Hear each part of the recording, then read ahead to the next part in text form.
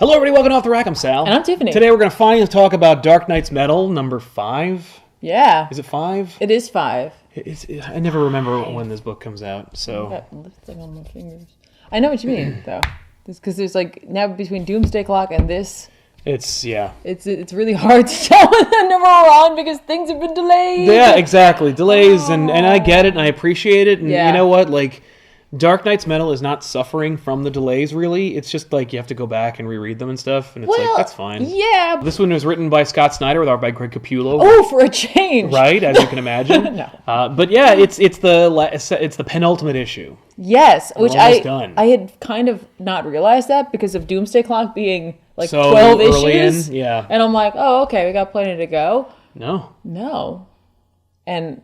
how did you feel about this? I loved it. I had a great time. Did you really? Yeah, I was like, they look like they're having a really fun time. They really do. They truly do. And like, I gotta say, I felt like this issue was the most metal in a sense, like in its tone. Yeah. I felt like Snyder really cut back on his little jokes here and there. Bit. And again, because there's been so much time, and I really feel like I'm gonna have to reread this whole thing. Definitely. Because I felt like this just feels like we're just trudging through like the same thing over and over again. It's always like, the same thing. We're constantly failing, and I get it. We're gonna fail. We have to do that, and that way it'll feel even sweeter when they win. But like we're always failing. Well, and it's like, and I keep thinking, oh, but didn't we already fail? And I've seen so many books recently where that is the MO, where it's like they fail, and then they almost succeed, and then they fail again, and then they almost succeed, and it's like you could really achieve the same effectiveness in your storytelling if you did that like once. I'm kind of to the point where I don't think they're going to succeed. Like not like in the end. Yeah, I mean, like in these, like in the pages of this book in particular, I was just like, well, it doesn't matter. They're not going to succeed, right? And they didn't. And they didn't. But maybe they will, because like some of them aren't even done doing the things that they started doing in the beginning of the season. I truly believe at the end of this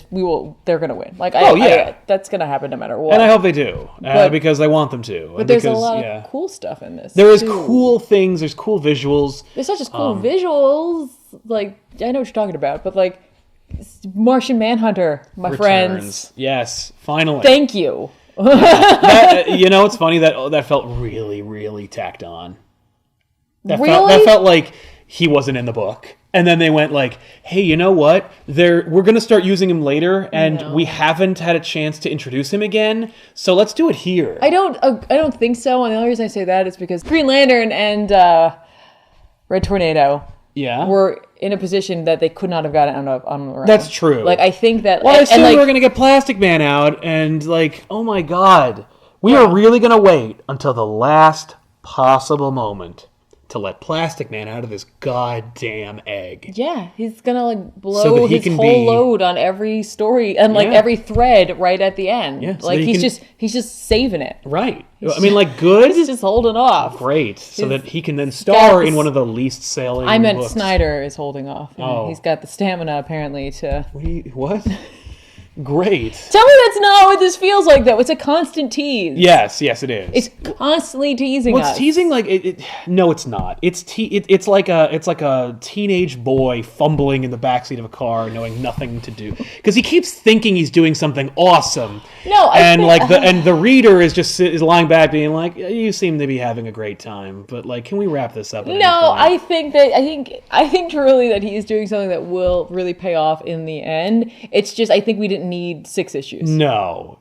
Yeah, we could wrap this up maybe before 5 issues, I gotta get home. Maybe? I don't know. 3 issues. We could have done this. I don't think 3 issues would be enough. But I mean, okay, so we're going to wrap up the Batman-Superman thread. Mm-hmm. We're going to wrap up the Plastic Man thread. We're going to wrap up the Aquaman thread. Yep. We're going to wrap up the Wonder Woman and Aquaman and Deathstroke have done literally 2 things. Yeah. There's no reason that could have been spaced out over. And literally this whole time I was just waiting for Deathstroke to be like, hey, I made a deal with Barados too. Yeah, stab. like, when are we going to drop that one? Hand off. He's like, seriously? No, not again!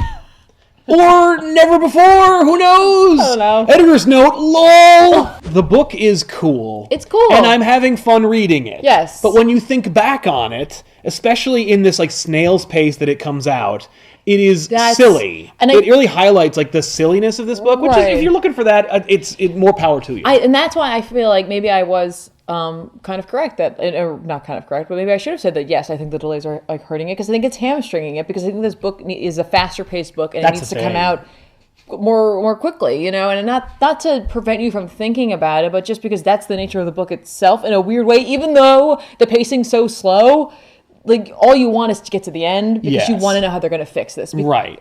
I don't know. And it's cool. Like the threat is cool. And the threat's cool. I'm shocked that it isn't actually as sprawling as it could be. Like there are tie-ins certainly, but there aren't as many tie-ins as if this were a Marvel book. No, it's true. And this is the kind of event where you could expect a number of tie-ins that could really flesh out what's happening. And the Batman origin tie-ins were cool, but they weren't as substantive as I expected, and they don't really tell you like what they're doing behind the scenes. Like every time that they're about to win, and then a bunch of Batmen show up. Like, what are they doing between the times when they're about to win? Like, what is this? Wasn't there a story about how Gotham was taken over throughout several books? Oh, yeah. No, there are things going on, but, like, I know what you mean. I mean, clearly Barbato's plan, or the Batman Who Laughs plan, because it's, like, weirdly Barbatos is in charge, but, like, the Batman Who Laughs is almost a little more in charge. By the way, thoroughly disappointed. You were right. Earlier in an episode we did about this book, we talked about Barbatos and his design. Yeah. It sucks.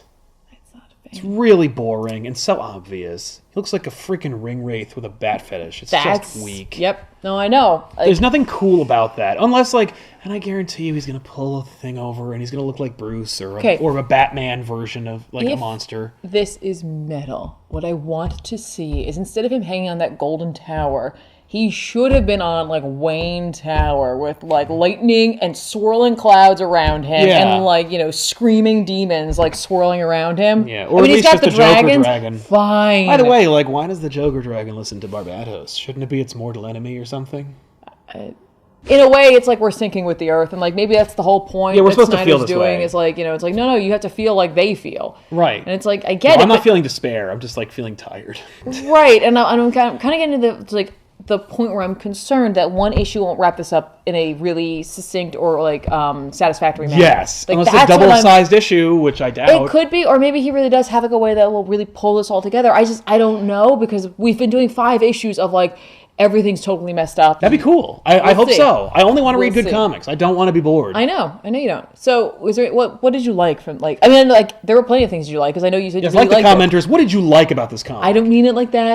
The Dark Knight Returns visual of Wonder Woman and Hawkgirl like going into battle was really cool. With her war cry, that was awesome. That was baller. And that's what I like. Some of the stuff that I like about Snyder's work is some of the more subtle stuff that he'll put in there. Well, he does stuff, like where he's like, okay, like this issue we're going to talk a lot about sound, and then it's like a perfect button. Yes. On that, like that moment is a perfect button that encapsulates everything that we've heard from the Batman Who Laughs and Barbatos about sound. Yes. And I was like, that's really cool. Snyder's also really good at imbuing power and character into female characters without beating you over the head with it. He's not doing something, he's not trying it, and he's not making it obvious or frustrating. He writes Wonder Woman flawlessly, and she's cool and interesting and fun, and there's no bullshit. And she doesn't overly explain why she's cool or justifies anything. Hawkgirl's cool. Wonder Woman's cool. Those are the coolest characters in this book right now. I definitely agree with that. I did enjoy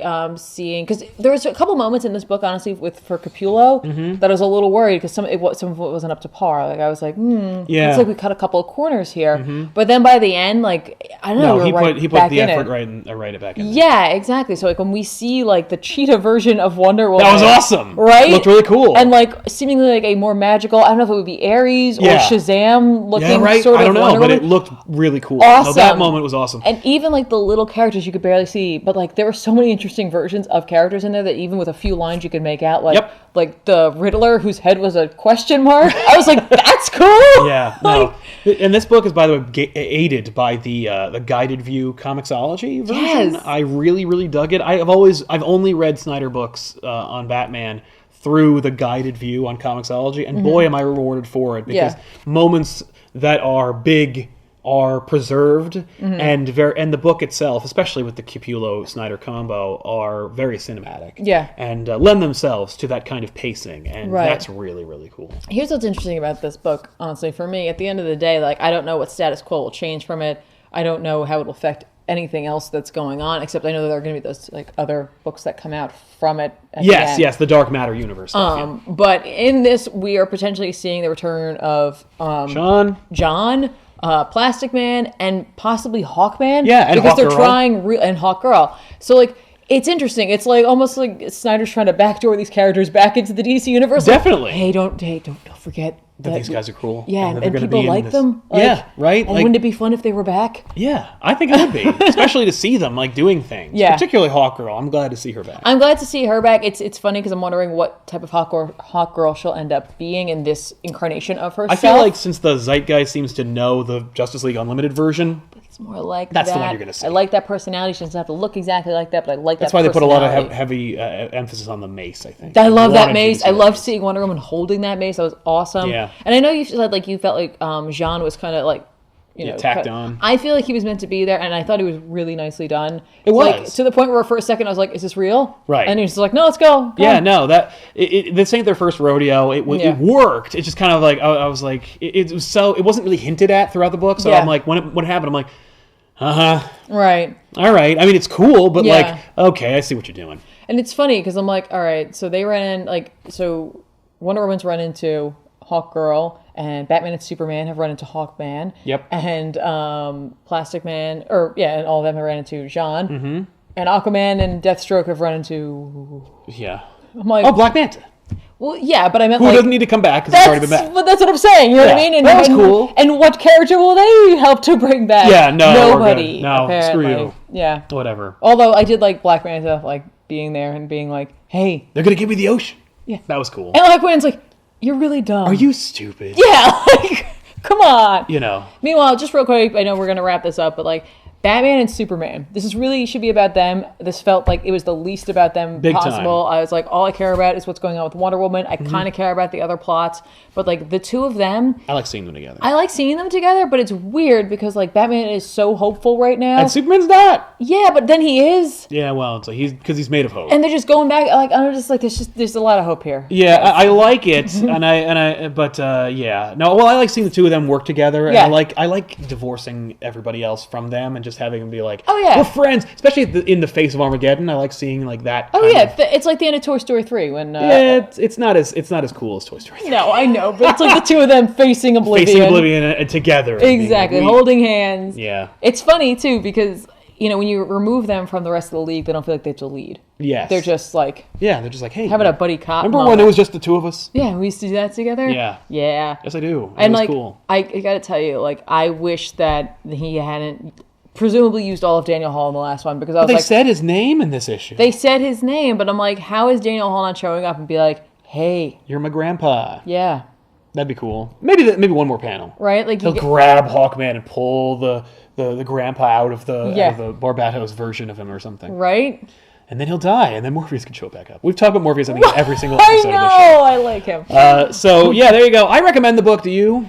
I do, but I also recommend this, I think, as a trade. Yeah, at this point, because it'll read big. Initially I was like, oh yeah, you got to pick up Metal, it's awesome. And now with the delays, I'm like, well, at the very least, here, how about this? If you haven't been reading Metal, this is a great time to pick it up, honestly. Yeah, I think so. Because you can go get it all, and you'll get a way more cohesive. That's like, true. And honestly, you'll be able to. The pace will just. You'll tear right through it. You'll be done in 40 minutes. But I think the pace will be better, and.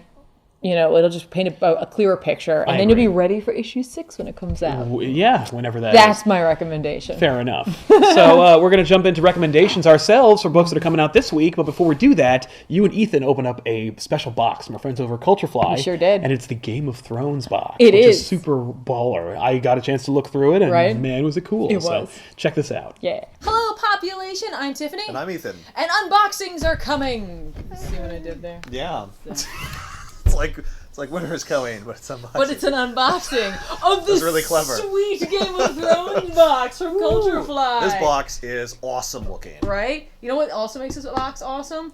This is a limited edition box. They made 5,000 of these, and we have box 4,366. Wow, that's cool. So, if you did not already get your Game of Thrones box, you better head over to Culturefly and check out if they have any more of them left. If you want to do that, go down the description box down below, grab the link, head on over there. Here we go. Okay, what do we got here? Oh, wow, right off the bat, thing number 1 is, I guess this is an oven mitt, probably. Yep, this is an oven mitt, it's a silicone mitt, which is This is a spoiler for anyone who hasn't seen Game of Thrones, but this is Jaime Lannister's golden hand. That is awesome.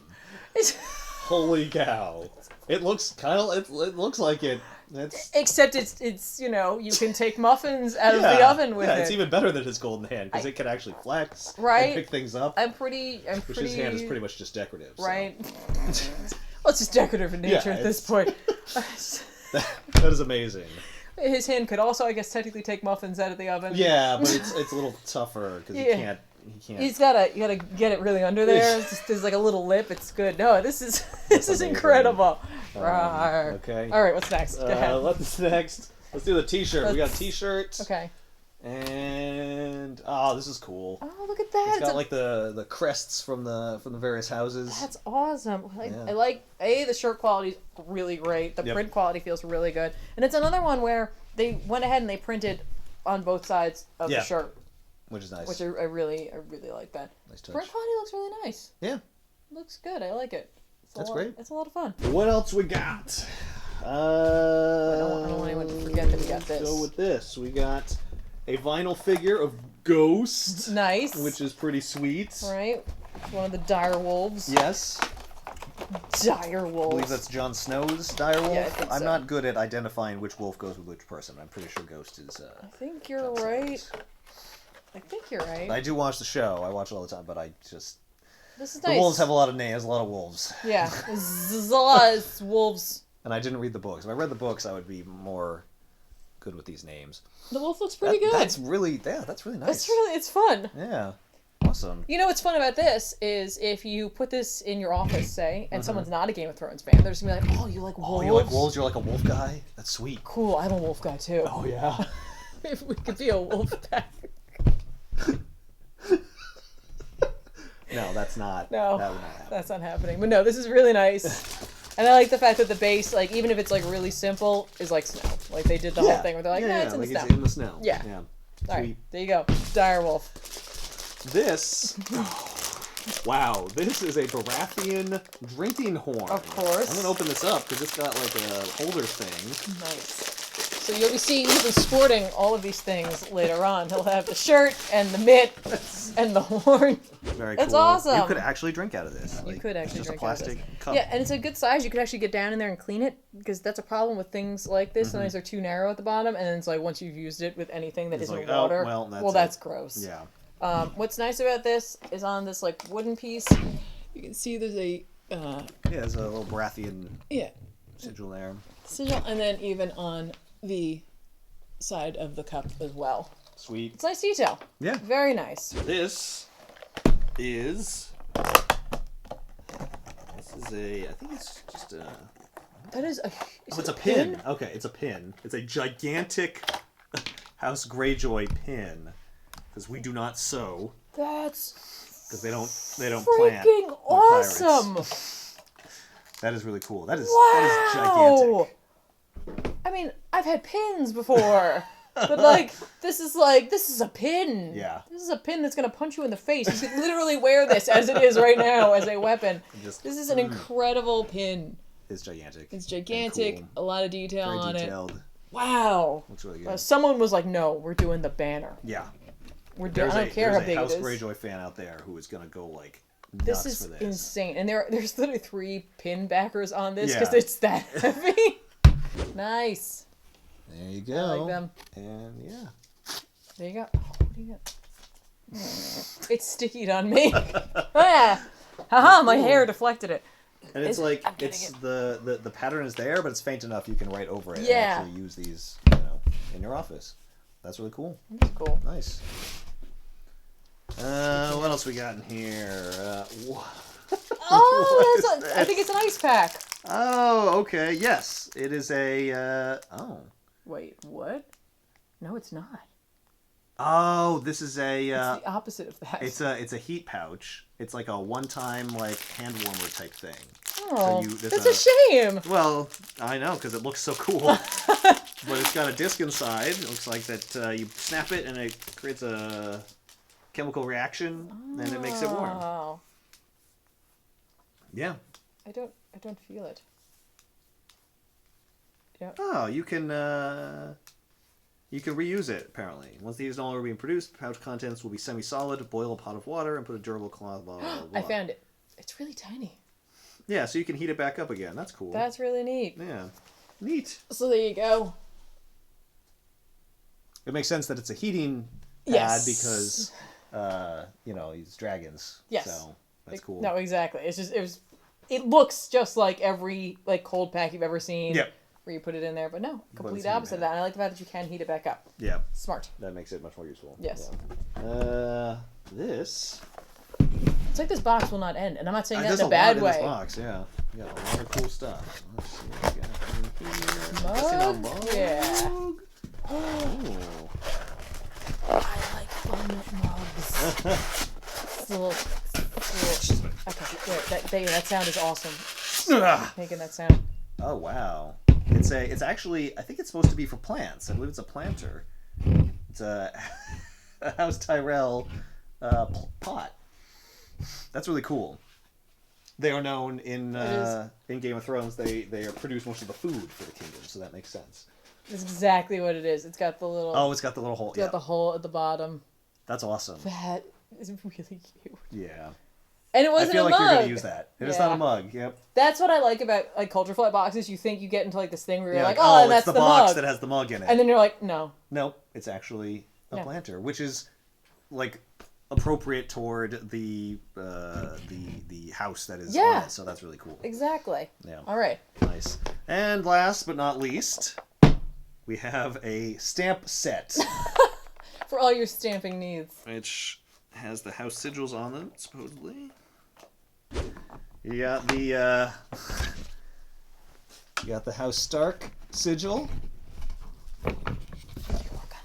That's you got the Greyjoy sigil with the octopus or squid creature on there. At least shape wise it should be a squid. Right. The Lannisters. The lion. I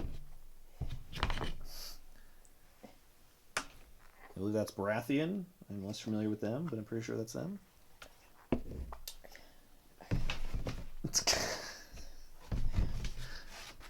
We're going to use it. Cool. I got the sticky notes. Oh, yes. And House Targaryen with the dragons. Okay. So you get all the main houses here. Here's a fun fact about Tiffany. Anytime I'm using anything that's remotely an art supply, be it ink, paint, whatever, I will immediately get it on myself. I immediately got ink on myself. Nice. Yeah. Great. Good job.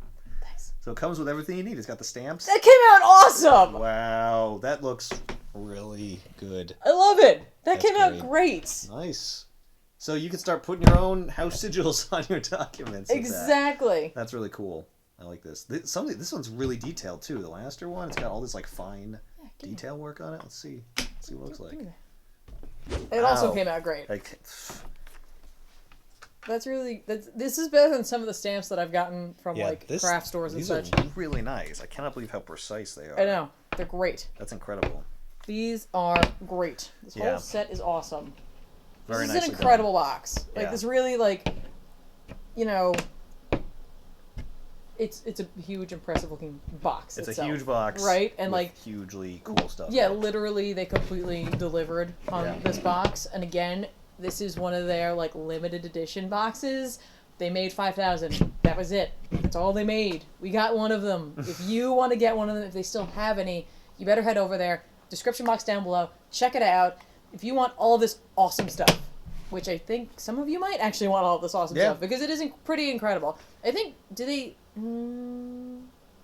yeah, kind of. I was going to say, do they represent each house? Yeah, pretty much all the big houses. Or at least the houses that they gave us stamps for. Yes, all the houses that are stamps, and then they also have Tyrell, which doesn't have a stamp. Right. So these are the main houses plus House Tyrell. Exactly. So you got more than I would have expected. I'm surprised they threw a House Tyrell off. I know, but that's my favorite item. Cool. That's literally my favorite item. Cool. I'm like, very appropriate. Right? I love it. I absolutely love it. So again, guys, don't forget, go to the description box down below. Go check it out. Go find out what Culture Fly is doing. They have a lot of different boxes. Game of Thrones, Supernatural, Nickelodeon, DC, World's Finest boxes over there. Some of them are limited edition. Some of them aren't. You got to go over and find out. Again, you can't get these products anywhere else except in these boxes. Thanks so much for hanging out with us and watching us open this up and, dealing with my horrible jokes.